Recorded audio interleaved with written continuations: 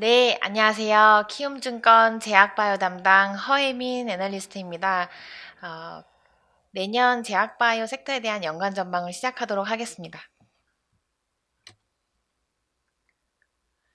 일단 저희 섹터는 성장 섹터인데요.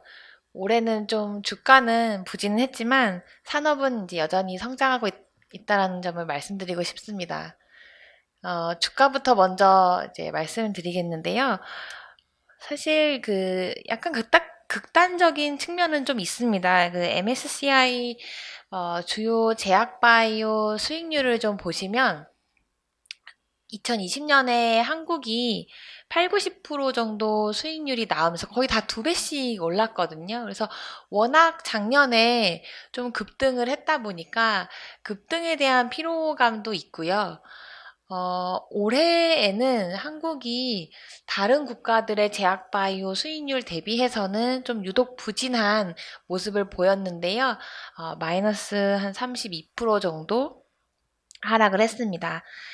다른 국가랑 비교해서도 좀 부진했는데, 국내 의약품 지수, 코스피 대비해서 이제 20% 정도 언더퍼폼 했고요. 제약 지수도 코스닥 대비해서 29% 언더퍼폼 하는 좀 부진한 모습들을 보였습니다. 주 요인은 이제 말씀드렸던 것처럼 2020년에 워낙 급등을 하기도 했었고요. 올해 그 위드 코로나가 본격적으로 시행이 되면서 그 제약바이오에 대한 투자 센티멘털이 작년 대비 좀 약화된 점, 그리고 코로나 치료제도 그러니까 일부 성공한 회사도 있었지만 좀 미충족, 그러니까 달성하지 못한 그 임상 지표를 달성하지 못한 회사들이 나타나면서 그런 부분들도 같이 영향을 미쳤다고 보고 있습니다.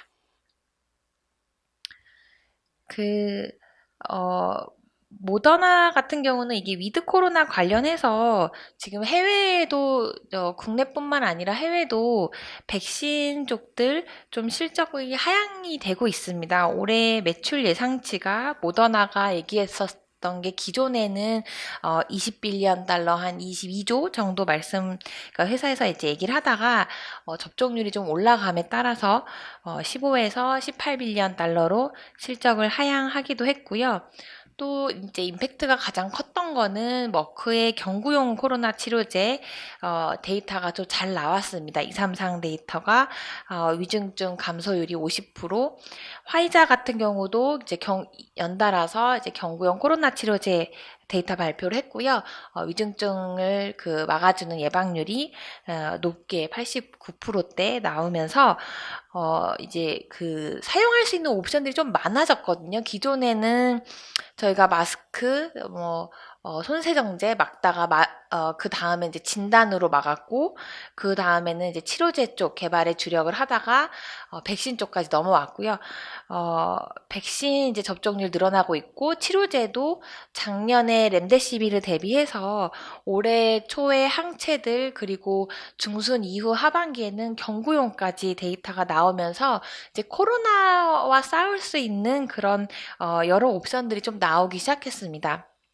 전반적인 그 섹터의 산업은 여전히 이제 성장을 하고 있는데요. 2021년에 성장하는 규모가 사실은 이제 그 2021년에 백신이나 치료제들이 좀 포함이 되면서 원래 평균 성장률이 이제 5, 6% 정도 되다가 21년에는 전년 대비 14% 성장한 1031빌리언 달러 이 정도로 이제 예상이 되고요.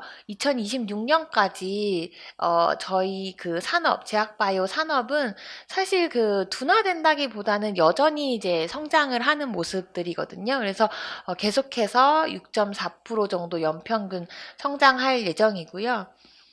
그리고 이 안에서도 좀 보실 만한 게 그 바이오 의약품 비중이 바이오가 이제 시장에서 많이 스터디도 되고 하셔서 좀 많이 성장한 거 아니냐라고 하시는데 여전히 이 안에서의 바이오 비중이 30%에서 향후 5, 6년 뒤에는 37%까지 계속해서 이제 올라갈 예정입니다.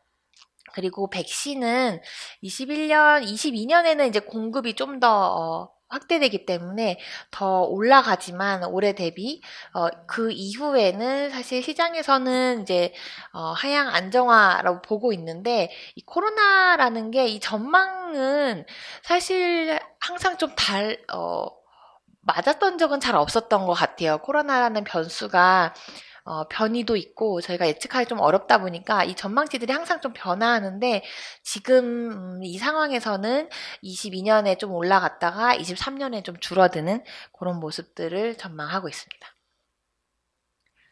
그 섹터가 성장할 수 있는 요인 중에 또 하나는 자금 유입 증가인데요.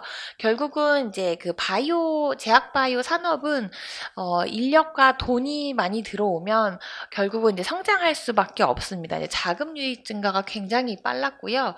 이게 너무 급속도로 빨랐다 보니까 이게 지금 글로벌 제약 바이오 자금 조달 그 추이인데요.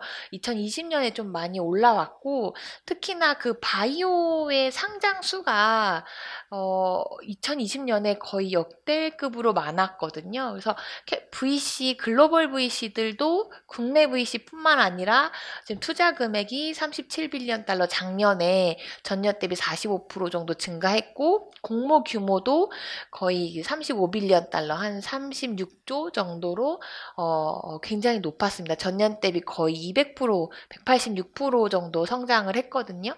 그래서 바이오는 이 공모 자금을 활용해서 임상을 또 진행을 해야 되기 때문에 이렇게 이제 자금이 들어왔던 수요들이 결국은 추후에는 임상을 좀 활발하게 진행하는 거, 그리고 임상을 진행하면서 데이터가 잘 나오는 쪽, 물론 실패하는 케이스도 있겠지만 그런 쪽으로 좀 더 성과가 나올 수 있습니다.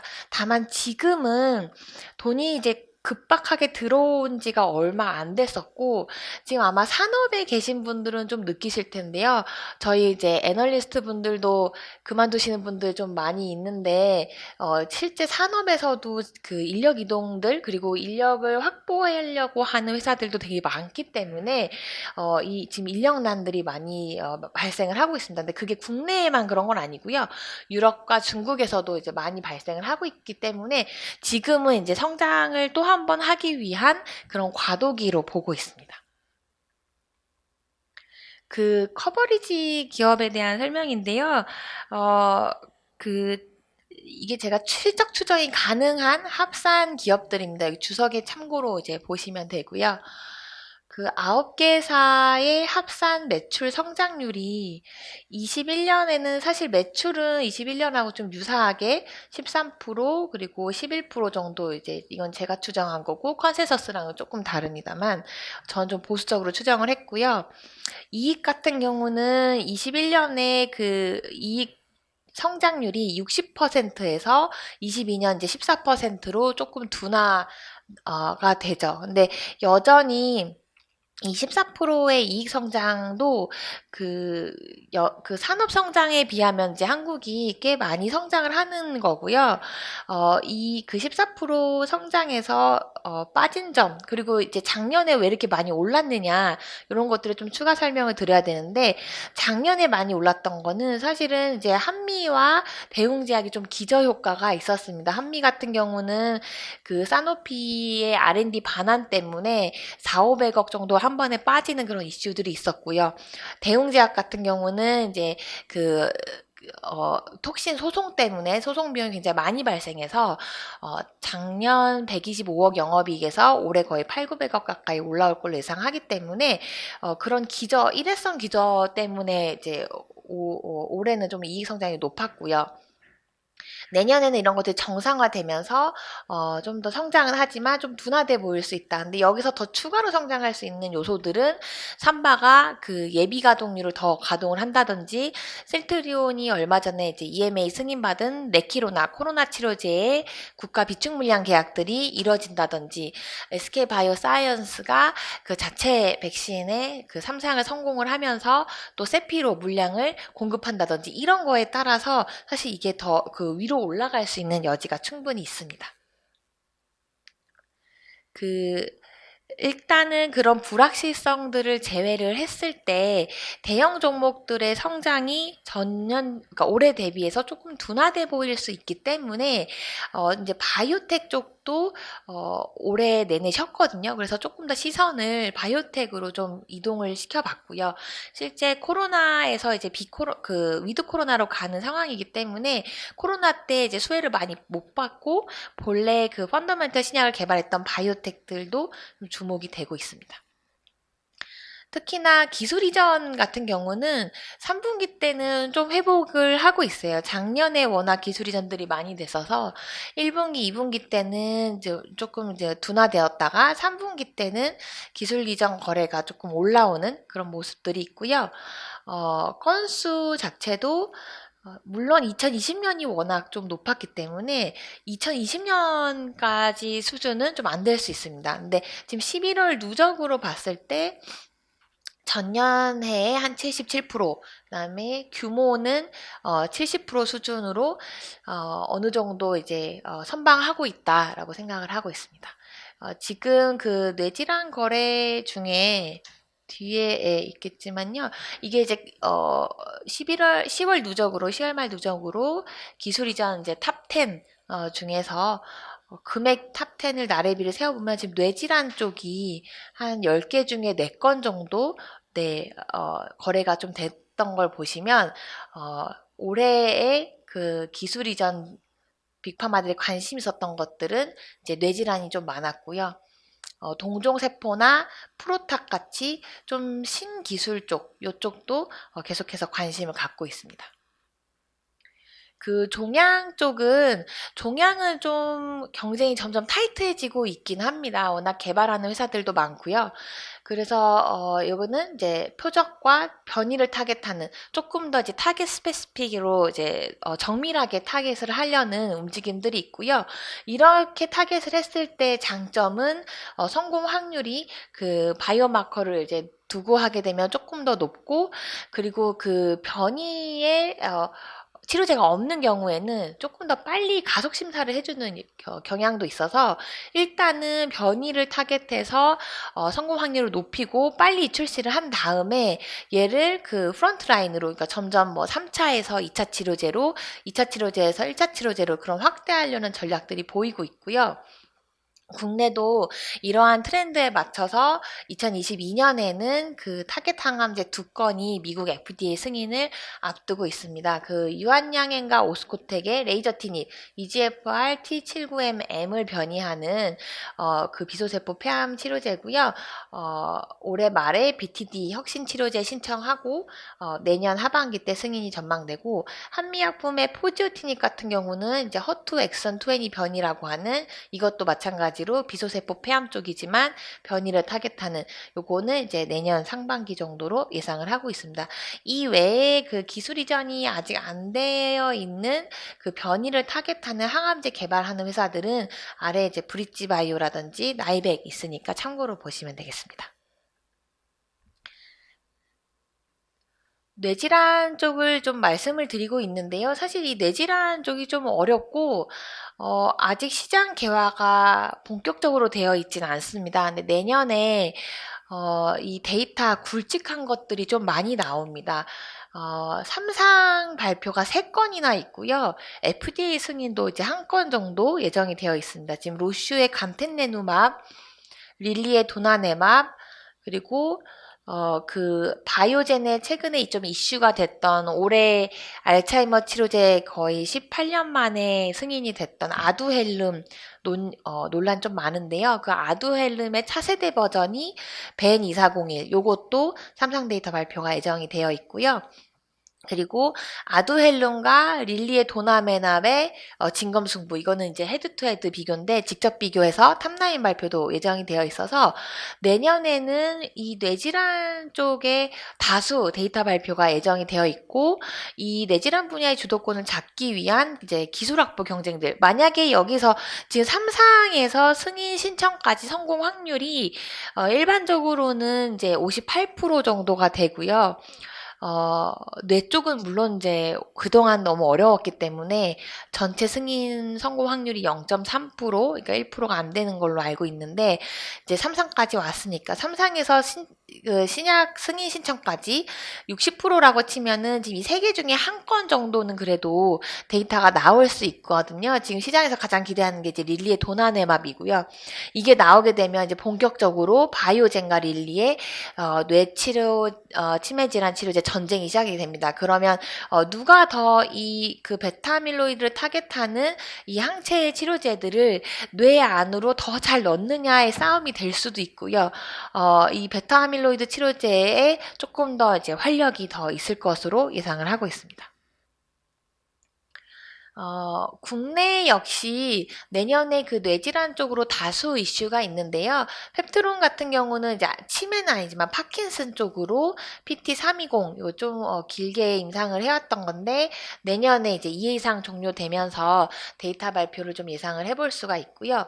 IPO 하는 회사들도 다수 아리바이오나 D&D 파마텍, 뮤라클 사이언스 IPO가 예정이 되어 있기 때문에 해외에서 뇌질환 이슈들이 좀 불거지는 데 맞춰서 저희도 IPO나 데이터 발표 예정이 되어 있습니다. 선진국형 바이오텍으로 진화한다고 제가 표현을 좀 해봤는데요. 사실 이제 지난 5, 6년 동안 제약바이오가 처음 성장을 하고 국내에서 그동안은 이제 시장에 대한 섹터에 대한 스터디가 많이 되었던 것 같아요. 그래서 초반에 이제 바이오 버블도 많이 논란이 됐었었는데 지금은 이제 데이터를 좀 다들 좀 평가하시기 시작했고 그 글로벌 업체들과의 경쟁력을 또 분석을 하기 시작했습니다. 그리고 저희가 3상을 좀 줄줄이 실패했었던 이제 과거 사례들, 이상 데이터 실패했었던 사례들이 좀 다수 그 학습이 되면서 이제는 이제 이거는 김세론이라고 저희가 은어인데요. 이제 K셀론이라고 좋던 안 좋던 차익 실현이 좀 나오는 그런 행태들이 좀 많이 보여지고 있는데, 그러니까 선 반영 후 확인이 아니라 선 베팅 후 차익이 좀 일어나고 있습니다. 좀 극명하게 학회 전후를 보시면 이제 아스코 전에는 좀 기대감에 베팅했다가 데이터가 좀 밋밋하니까 다시 빠지고 에스모도 마찬가지로 그 단기에는 좀 올랐다가 이후에는 좀 빠지는 이런 현상들이 좀 패턴화되고 있는 모습들이 보이고 있고요. 사실 이거는 임상 성공 확률이 거의 저희 동전 뒤집기 수준이기 때문에 특히나 2상에서 3상으로 성공하는 확률은 50%도 안 되거든요. 동전 뒤집기 수준도 안 됩니다. 거의 30% 수준이기 때문에 이제 해외에서는 확인 후 대응을 하고 있는 거죠. 근데 그 과거에 저희가 기술 이전, 반환, 시밀러 좋았다가 3상 쭉 실패하고 신뢰도가 좀 많이 떨어져 있는 상황에서 코로나가 이제 나오면서 좀 올랐던 상황인데 지금 이제 다음엔 어떻게 하느냐를 살펴봤을 때 이제는 선진국의 제약바이오 섹터처럼 데이터를 확인 후 움직일 거다라는 생각을 하고 있습니다. 국내 업체들이 데이터가 유독 좀 실패를 많이 하는 거 아니냐 이런 얘기들이 좀 있는데요. 그래서 제가 올해에 이상 발표하는 회사들을 좀 조사를 해봤더니 앞서 말씀드렸던 것처럼 지금 원래 이상에서 3상 진입할 확률이 38%인데 이 11건의 국내 올해 이상 데이터 발표 중에서 4건 정도가 그 주평가 지표를 달성을 했습니다. 그래서 이걸 산정해보면 36%거든요. 그러니까 거의 글로벌 평균에 부합하는 수준이다라고 볼 수 있고요. 1상에서 2상으로는 조금 더 동전 뒤집기보다 높은 61%, 3상에서는 이제 62% 이렇게 되기 때문에 이제는 선 베팅보다는 선 확인 후 반영이 맞다라고 보고 있습니다. 이게 이제 미국의 사례입니다. 미국은 사실 이제 데이터가 나오고 나서 조금 더 반영을 해주는 경향들이 있는데요. 이게 그 국내에 데이터 발표하는 바이오텍 업체들이 글로벌 수준의 정말 어메이징한 정말 괄목할 만한 데이터를 내놓지 않았었기 때문에 지금까지는 사실 그래서 어쩌면 이게 시장 탓만 할 수 없는 게 저희가 이제 데이터가 그렇게 굵직한 데이터들을 보여주지는 못했었거든요. 근데 추후에는 그 자금도 최근에 좀 많이 들어왔고 인력들도 계속 확보해 나가고 있기 때문에 이렇게 선진국 바이오텍 시장처럼 데이터 발표 후에 반영을 해주는 사례들이 있을 것 같다. 페이트도 마찬가지로 데이터 발표 후에 굉장히 많이 움직였고요. 넥타 같은 경우도 마찬가지로 데이터 발표 후에 많이 움직이는 모습들을 좀 볼 수 있습니다. 그래서 결국은 이제 이렇게 되려고 하면 게임 체인저급의 데이터가 좀 발표가 되어야 되고요. 이번 달 같은 경우는 이제 앞타바이오가 이상 데이터를 또 앞두고 있기 때문에 앞타바이오의 이상 데이터 결과를 좀 확인해 보시는 것들이 좀 중요한 단기 이벤트라고 볼 수 있습니다. 그래서 국내 투자 전략은 일단 저희가 그 기술 이전이 이제는 된다고 해서 단순히 이제 기술 이전만으로는 밸류를 주는 시대가 좀 지나가고 있고요. 이제는 이제 잘 팔아서 수익이 나는지 그런 것들을 좀 확인해야 되는 과제로 넘어가고 있습니다. 올해 지나고 이제 내년에는 유한과 오스코텍이 그 FDA 승인, 레이저팀 승인이 있고요. 한미도 이제 내년에 승인이 있는데 제가 이제 수익을 잘 내는지도 중요하다라고 말씀드렸던 게 이 두 품목은 우리가 기술 이전을 해서 처음으로 마일스톤을 보여줄 수 있는 첫 사례거든요. 그래서 굉장히 중요합니다. 다만 첫 술에 배부를 수 없다라는 게 이제 미리 말씀을 드려야 될 점인데요. 저희가 신약 같은 경우는 마케팅도 처음에 좀 필요하고 병원에 들어가서 코드도 등록을 해야 되고 의사들한테 이 약에 대한 홍보도 하는 시간이 좀 필요하기 때문에 항상 처음부터 좀 숫자가 많이 나오는 편은 아니거든요. 그래서 그 레이저 티닙 같은 경우에도 23년에 이게 타그리소를 처방을 받아도 내성이 생기는 환자 대상이기 때문에 환자 풀이 처음부터 많지 않습니다. 그래서 58밀리언 달러, 그러니까 한 700억 언더로 예상이 되는데 이제 로열티가 15%를 가정하면 사실은 이제 100억 정도가 내년에 들어오게 되는데 요것도 유한과 오스코텍 이익 배분이 6대 4 정도로 저희가 추측을 하고 있습니다. 그래서 그렇게 되면 첫 술에 좀 배부를 수는 없고요.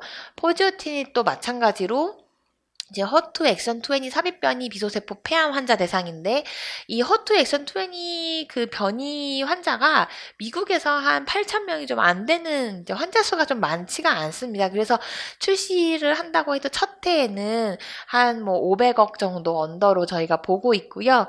이것도 그 매출 로열티 13% 그리고 한미와 한미사이언스 배분율을 또 감안을 한다면 처음부터 저희가 이제 많이 나오진 않지만 이게 시간이 지나서 한 25년, 26년이 되면 두 회사 다 이게 바로 러닝 로열티는 이익으로 꽂히기 때문에 추후에는 그 R&D 선순환이 될 수 있는 그런 역할을 해줄 걸로 보고 있습니다.